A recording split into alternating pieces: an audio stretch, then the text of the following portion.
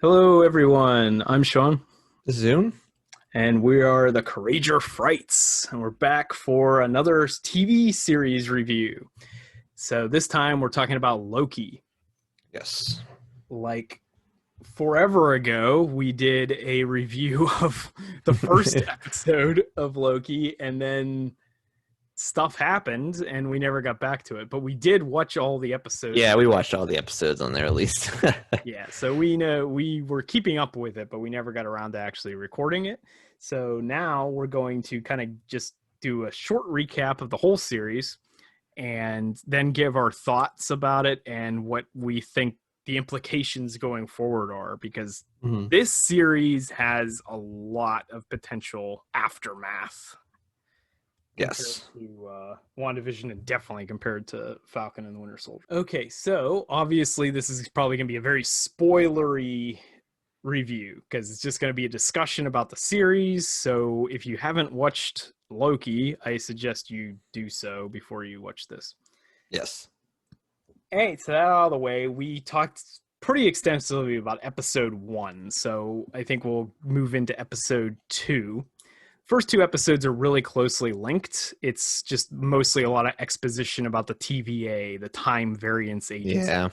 Episode two's big thing is that they track down the variant of Loki that they've been hunting. They Yeah. track that variant to like a mall in Alabama or something. Yeah, because they were saying, like, I guess the way they were, like, the Loki was able to get away from other, like, them trying to find him is trying to go in a place where, like, apocalypses are happening. Yes. Or something's going to get destroyed, so everyone's going to, like, die off anyways, so Right. Yeah, they kind of hang out there. worded it very strangely because they said like apocalypse events, Yeah. but then like Pompeii was not like Pompeii destroyed Pompeii, but the world didn't end when Yeah. Vesuvius erupted. Pretty sure the world doesn't end when Alabama gets flooded. Yeah. By hurricane. But anyway, that's where they're at. And then we meet the new Loki variant, which is a female Loki that goes by the name of Sylvie. Mhm. And Loki, our Loki, ends up going through the time portal with Sylvie Yeah. because the TVA guys are kind of dicks to Loki in the first place. So then when Loki goes through the portal, it's like, oh, well, big surprise, he didn't join you guys. But anyway, that kind of leads into episode 3, which is a pretty big departure from the other two. Yeah, because that's more like you're on the one planet or whatever. It was like about to end. Yeah, they're on a planet from Majora's Mask. Yes. The moon is about to collapse, and it's the night of the third day. Yes. So they have to kind of infiltrate like a train to try this kind of elaborate plan for them to try to charge the time skip device that they have, Yeah, time skip device. so that they can get off the planet. Yeah, And I think their plan was to go to the Ark, which is like a place where all like the rich people go to get off the planet or whatever, but it gets destroyed anyway, so right, it's just the whole everything goes wrong with the plan. But the basic idea is it's just the two Lokis, and this is where you get to really get a feel for both characters. yeah, and you get a feel that variants aren't the same character either. They're all different. They actually have Right. different abilities because Loki doesn't know about the enchantment ability. Right. Yeah, Sylvie they're all does. She like learned how to do it herself. right. Yeah, they're all very different. We find out Sylvie's backstory too. Like her entire life she's been on the run from the Yeah. TVA. So it's like she's a Loki, but she's not really, because she never knew like really any of that Asgard life or any of that kind of stuff. Like Yeah, she's been on she's been fighting the TVA for years. thousands of years. So yeah, it's interesting, and a lot of people hate this episode because they're like it's a filler episode, nothing happens or whatever.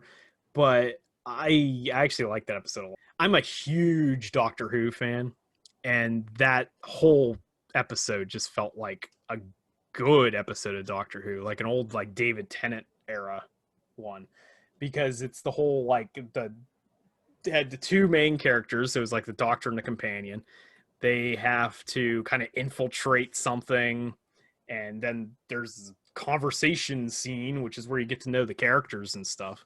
Yeah. So like and it's on a cool planet with like weird alien stuff and everything. So yeah, I mean, I didn't have a problem with that episode at all. No, I didn't either. I thought it was pretty good because it kind of you learn about the Lokis that they're not the same character. Like Right. you learn that there they're very departed. They don't have it's like not even close to being the No. same Yeah, character. they're almost like opposite characters. Yeah. Like Sylvie, like actually hates being called Loki. Yeah. So yeah, it's pretty different.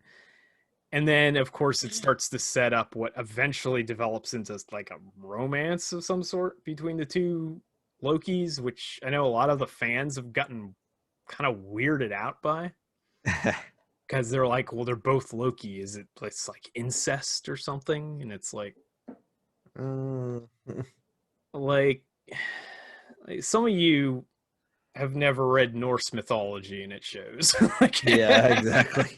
it's like you're weirded out by Loki being potentially in a relationship with a female Loki. It's like we're talking about a character that mated with a horse Yes. and gave birth as a man to an eight-legged horse that Odin rides into battle. Yes. And then later fathered three children with a frost giant, and one of the children is a giant wolf that eats the moon. The other child is an enormous snake that wraps around the earth, and then the third is the goddess of hell. Yes. And you're worried about Sylvie. Yeah, I know. You need to maybe get your priorities in check here. Yes. Especially mythology, they like all mythology has like all this crazy stuff like all the time. So Right, yeah, and that's what they're drawing a lot of this from. And actually episode 4, which we'll get into in a second, episode 4 has a story from Norse mythology like weaved into it, which is kind of cool. yeah. So anyway, moving into episode 4. So at the end of episode 3, well, they screw up, and it seems like the planet's about to be destroyed. Yeah. And then beginning of episode 4, Owen Wilson comes through the portal and saves the day. Yeah, because they see then there's like a Nexus event starting. Right. So they find them. Okay, we find where they're at. What, one Loki touches the other one's arm or something, and that's basically what causes the Nexus event, because it's like two of the same Loki, like two variants of the same being, like in interacting, physical contact or whatever. And then so he shows up. Of course, Sylvie gets basically detained and arrested because she's like public enemy number 1 for the TVA. Yeah. And then the other Loki gets taken away and is like being interrogated. And so they send him into like this time loop where it like replays an event from his past where he pulled a prank on Sif by cutting her hair. And she's just like this constant loop of her coming in and just like kicking him in the nuts. Yeah. But it was kind of funny because like we haven't seen Sif in forever. Yeah. For whatever reason, she wasn't in Thor Ragnarok, and I guess she was in Agents of S.H.I.E.L.D., but like no one watches that show. So yeah. But that whole story about Loki cutting Sif's hair is actually like the setup of a saga in Norse mythology.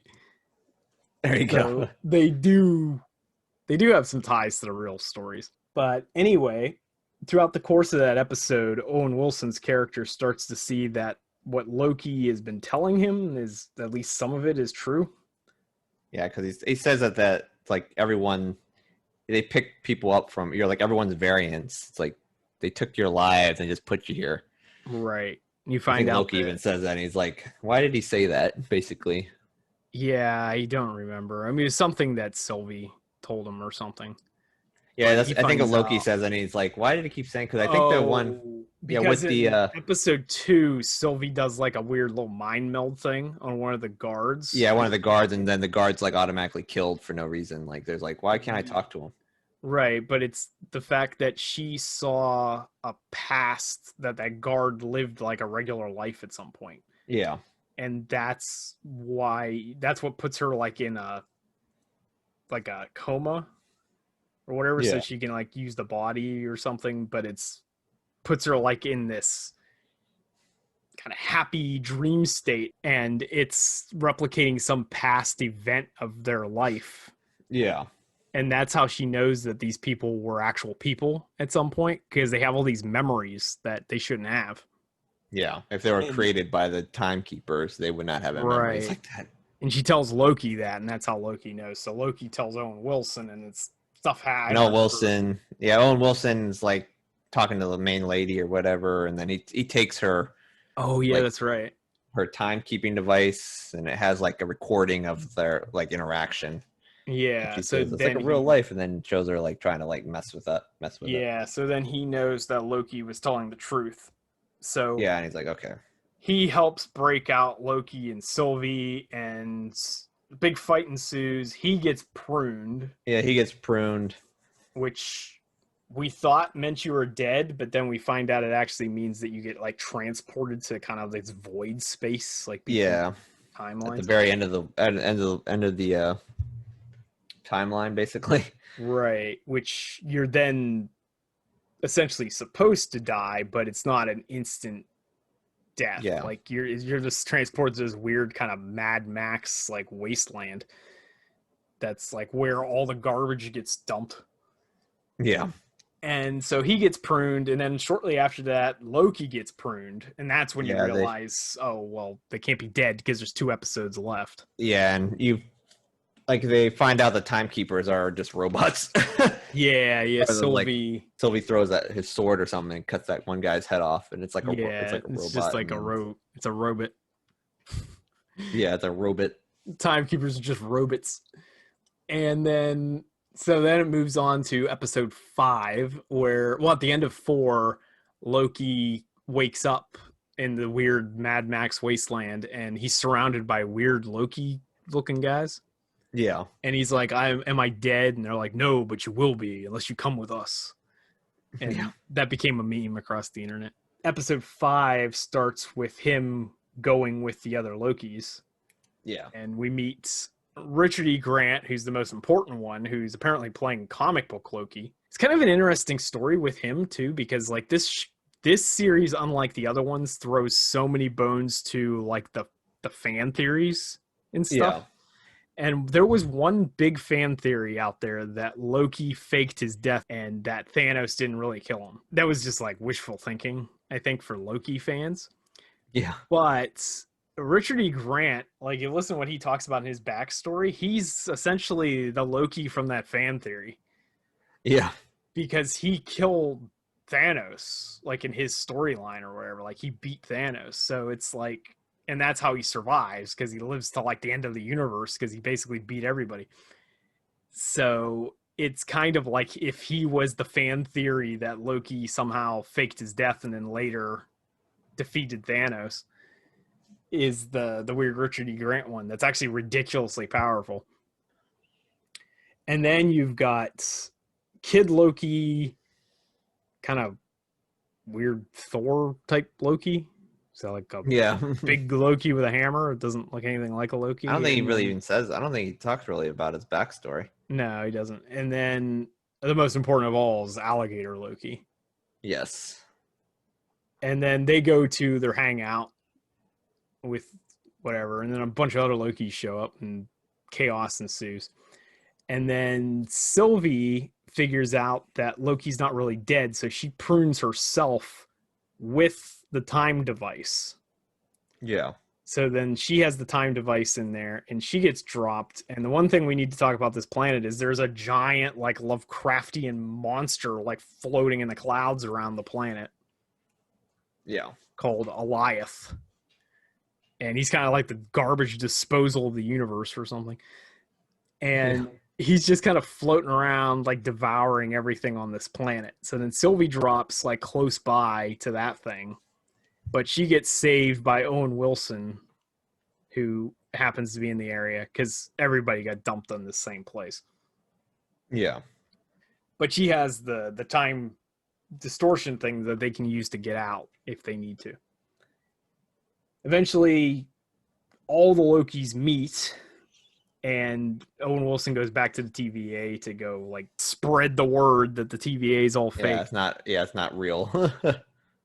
And then the Lokis decide to try to defeat Alioth or capture it or something. And in the course of the events, the Richard E. Grant like comic book Loki summons this huge like illusion. That's kind of like some of the stuff we've seen Loki do, but this is on such a massive scale compared to anything we've seen regular Loki do. And it distracts Alioth, but he sacrifices himself in the process. But then Sylvie and Loki together are able to take over Alioth. And the clouds kind of open up, and we see this big like citadel castle kind of thing. And that's where episode 5 ends. And then we move into the finale episode. And this one, they kind of throw every fan theory at the audience. So there was theories that who's the big bad? There was theories that Loki was going to turn out to be the big bad guy. There was a theory that Miss Minutes was going to be the big villain, who is the kind of AI program. We think it's an AI program, but there seems to be more going on to that character. Yeah. And then the other theory was that it was the head TVA agent. The lady, I don't even know her name. I can't remember her name either, but she's the superior to Owen Wilson. Mm-hmm. And then the other theory, the comic book theory, is that all this stuff leads to a character called Kang, who is actually like the scientist from the future initially, who discovers time travel and ends up causing like all these multiverses to open up and all this other kind of stuff. And so is he like the Miles Dyson of yeah, basically of Marvel? Pretty much. While they're like Sylvie and Loki are investigating the castle, they first encounter Miss Minutes, and then back at the TVA, Owen Wilson confronts that lady, and so then she escapes, and then Sylvie and Loki keep going further into the Citadel, and they end up like in an elevator thing, and then the doors open up, and here's this random guy we've never seen before, but it turns out that it's Kang. So he's very eccentric because he's been by himself for like forever, millennia, eons or something. Yeah. And they never call him Kang in the show. They call him He Who Remains. But yeah, he doesn't have a name. It was confirmed a long time ago that Jonathan Majors, who's the actor that plays that character, was cast as Kang for Ant-Man and the Wasp Quantumania. So, like, as soon as Jonathan Majors was there, I was like, oh, they actually did the Kang thing. So, people who had a problem with WandaVision and the boner ending of WandaVision, we get a lot of, like, vindication here, I guess. Yeah. It's like, finally, after 3 series, one of them mattered. Yeah. And so the rest of the episode is essentially just exposition city from Kang, but does it in such a compelling way, and it's interesting information that it doesn't really matter that the whole episode is just this guy talking, because it's explaining so much important stuff that's going to be going forward into the future. Yeah. So, yeah, he basically says that what he said before. He's a scientist from the 31st century, went back in time and found out that there's multiple dimensions of reality, and that there's a different version of him in each reality. Yeah. And some are okay, and the other ones are some are good, and then some are like despots. Right. Want to kill everything. Yeah, and realities opened up, and then they were like, oh, now there's a whole new reality for me to conquer. Yeah. And they talk about that at the beginning. Miss Minutes talks about that in episode 1, because she talks about the multiversal war, and then we find out that what she was talking about was actually the different versions of Kang fighting each other. That were like fighting each other across the multiverse. And so we come to kind of like a crossroads where Loki actually ends up believing his story, whereas Sylvie can't. She's like far too damaged from her entire life being basically manipulated by the TVA and indirectly being manipulated by Kang. So she's like hell bent on killing Kang. Yeah. And Kang basically tells them that, you know, if you kill me, you strike me down, I shall become more powerful than you possibly could imagine. Yeah. Yeah, exactly. So it's just like it's a combination between that and the whole strike me down. Yeah. Give in to your anger. With each passing moment, you become more and more my servant. Yeah, pretty much. That's kind of like he's somewhere between the Obi-Wan and the Darth Sidious mode thing, but it's very much like you kill me, but There's going to be someone worse. you're gonna be dealing with somebody far worse Because I've seen them all. also me. So anyway, it causes Loki and Sylvie to fight, and so there's kind of a drawn out fight between them. In the end, the two of them kiss or whatever, but Sylvie uses that as a way to distract Loki, opens up a portal and pushes him through the portal so that it's just her alone with Kang. And she just stabs Kang, which is kind of an anticlimactic end to the character. However, as we already learned, there are many Kangs. Yeah. He's just one. And what happens is, of course, when Sylvie kills Kang, what Kang said happens. So Yeah. the reality splinters into a million different timelines. Branches and everything else. Right. And it gets really interesting because the TVA is freaking out because there's branch timelines everywhere and stuff. And then Loki's running through the TVA and he runs into Owen Wilson and he's like, we need to stop this. And then Owen Wilson's like, wait, who are you? What are you talking about?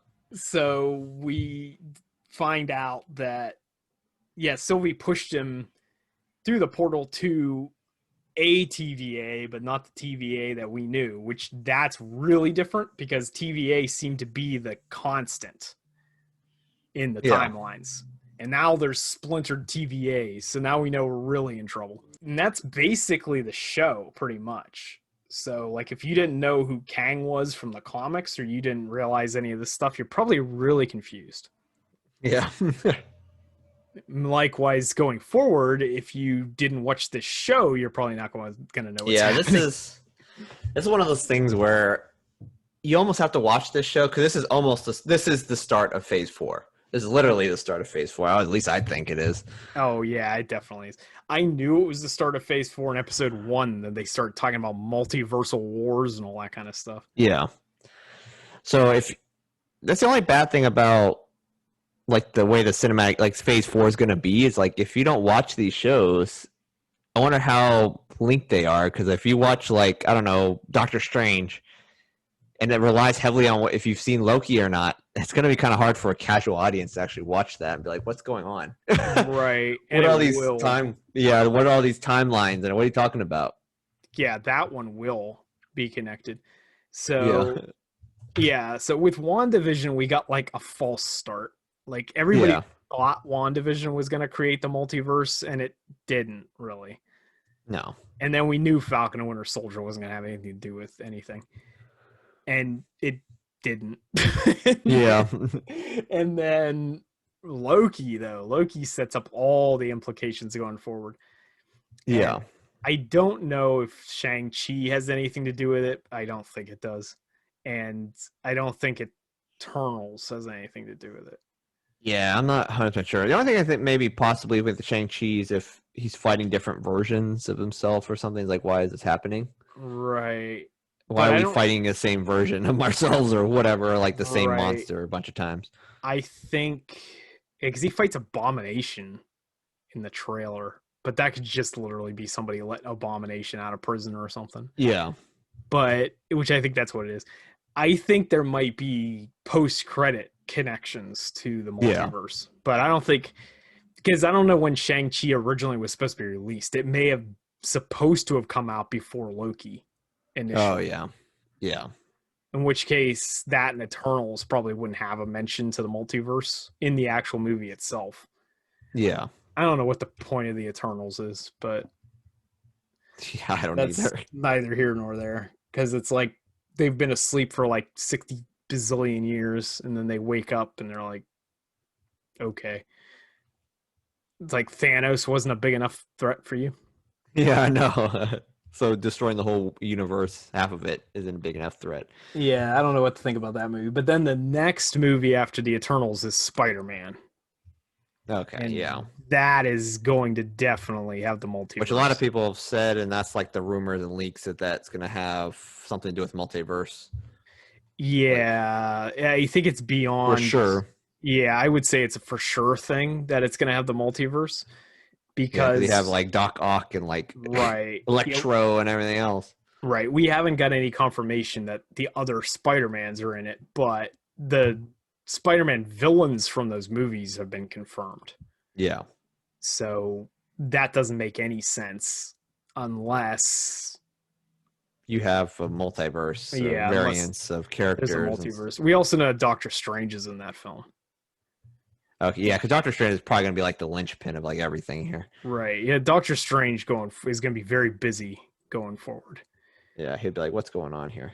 So, yeah, that's going on and then we know Multiverse of Madness is definitely going to tie into this because I think I saw somewhere this week that Loki is confirmed for Multiverse of Madness. Oh, Loki's gonna be in So there. he's going to be in that movie. And we also know from the end that post-credit scene that there's a season 2 of Yeah, they Loki, said season 2 for Loki is coming. which is the only show that's got a season 2 so far. Yeah. That was rumored a long time ago, though. We talked about it like on the regular news at one point. Yeah. And then, So yeah, so that's what's going on with the future of the MCU. Multiverse of Madness is definitely going to have something to do with it.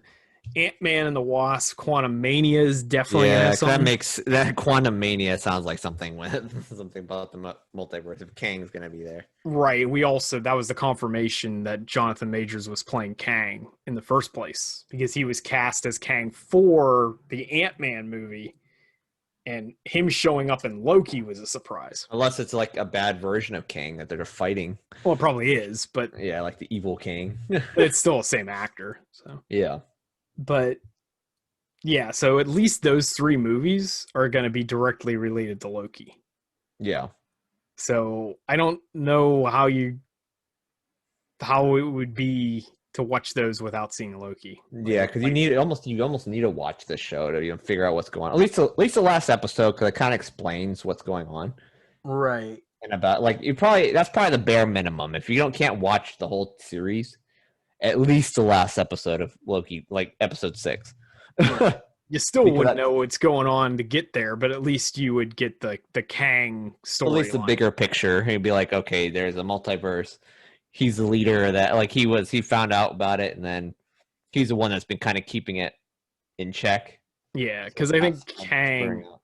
Kang I think's gonna be the new Thanos Yeah, he has to be probably one of the very evil, like the worst king there is. because he may not seem as powerful as Thanos because they have the Infinity Stones and all that crap, but you're also talking about a character that's like an infinite number of.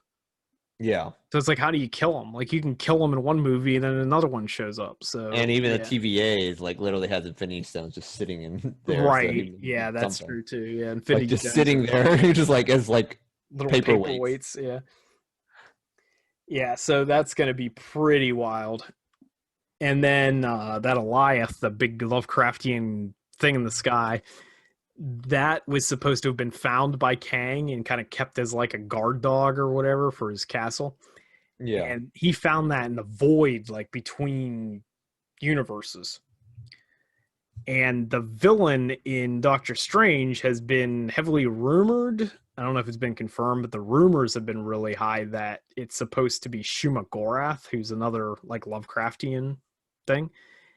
And so I'm thinking that possibly when they splintered the universes, maybe that allowed Shuma Gorath to come in from that void space that Eliath came from. yeah. And the going fan theory is that Wanda is being like controlled by Shuma Gorath or something. Yeah, because he's reading like the Necronomicon or something. Or Right. whatever. Yeah, she's basically reading the Darkhold, which is the Marvel version of the Necronomicon. Yeah. So yeah, Doctor Strange is like just gonna be walking into a hornet's nest because Yeah. he's like oblivious to everything going on. All of a sudden, Loki opens up a multiversal timeline. Wanda's like possessed all of a sudden, and there was whatever's going on with Spider-Man. Yeah. So I think he's going to be in the Spider-Man movie, probably just in the beginning or something, and then all this multiversal crap probably opens up, and then he's probably like, "You're on your own, kid. I got bigger Yeah. problems." I got other things to worry about. So then Parker's just got to kind of figure out how to fight like 6 or 7 villains on his own, Yeah. each one of which is like the main villain of a movie. Yeah. So that's why I personally think that the Tobey Maguire Andrew Garfield stuff is true. Yeah, I do too. Tom Holland versus 7 villains is going to be ridiculous, but all 3 Spider-Mans versus those, that's much more. Yeah, that makes more sense. Or if it could be like cameo, like I'll take these villains or something, and then you take these villains. So Right. It's like probably like fighting the their own. last 10 minute, the final action scene or something will Yeah, probably be some like just portal. them cutting back, fighting other villains, like Tobey Maguire or something, throwing dirt in someone's eye. Right. He'll show up and he'll rub some dirt in their eye. Yeah, and then it ends. They'll tell him that he needs to come through the portal to save the multiverse, and he's like, "I'll save your multiverse when you fix this damn door." Yeah, he's the evil variant, or they just all beat him up because he's the evil variant of the Spider-Man. He comes walking through the portal like snapping his fingers. Yeah. That's what we're all waiting for. Yes. But yeah, this Loki definitely has massive implications. I think it's going to be what shapes the entirety of the MCU from this point on, at least for the rest of the phase. All right, so I think our overall ranking of the show, I think we all agree on the ranking of the series. Yeah. The 3 series. Both of us, I think, definitely agree that the worst of the 3 is Falcon and Winter Soldier. Yeah, Falcon Winter Soldier is definitely the worst. You actually gave it a lower rating than I did, even. So yeah, that didn't do it for either of us. And then WandaVision had a lot of great setup and no payoff. Yeah, the very ending of WandaVision was just like, eh. But it was still enough that with a competent writer, you could twist a lot of the stuff that showed up in WandaVision into something in actual Multiverse of Madness. Yeah. Which also got to point out the head writer of the Loki show is the screenwriter for the Multiverse of Madness.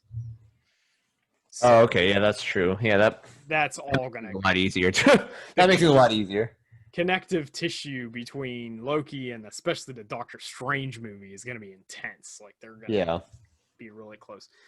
And then the best series of the 3 is definitely Loki is by far the best one out of all 3. Easily the best. All right, so with that, I think if you manage to listen to all of this, I think that it's pretty obvious that we both highly recommend the Loki series. Yes. In fact, it's like probably mandatory viewing if you want to watch. If you're a Marvel person, it's almost a mandatory viewing. You have to watch this or you're not going to know what's going on. Like if you plan on watching the future MCU movies in the theaters, I would strongly suggest at the very least reading a synopsis of Loki or something. Because you're going to be very confused, most likely, if you don't see this show. Yes. All right, so I think that's going to be our review for Loki, or breakdown for the Loki series. So if you liked what you heard here, you liked us rambling about a TV show, you can like the video and consider subscribing to the channel. We do breakdowns like these, sometimes more coherent than these, but usually not, about other shows, sometimes movies. And every week we try to every week do a podcast about the news for the movies and gaming news for the week. I do a lot of standalone movie reviews as well as sometimes television series breakdowns and like all that fun stuff. Occasional movie news for special topics as well. So all that stuff's on the channel. And next few weeks, we have some pretty exciting changes happening here. So stay tuned for all of that stuff. As we like to say on the channel, you too can feel the strength welling within. See you. Yeah.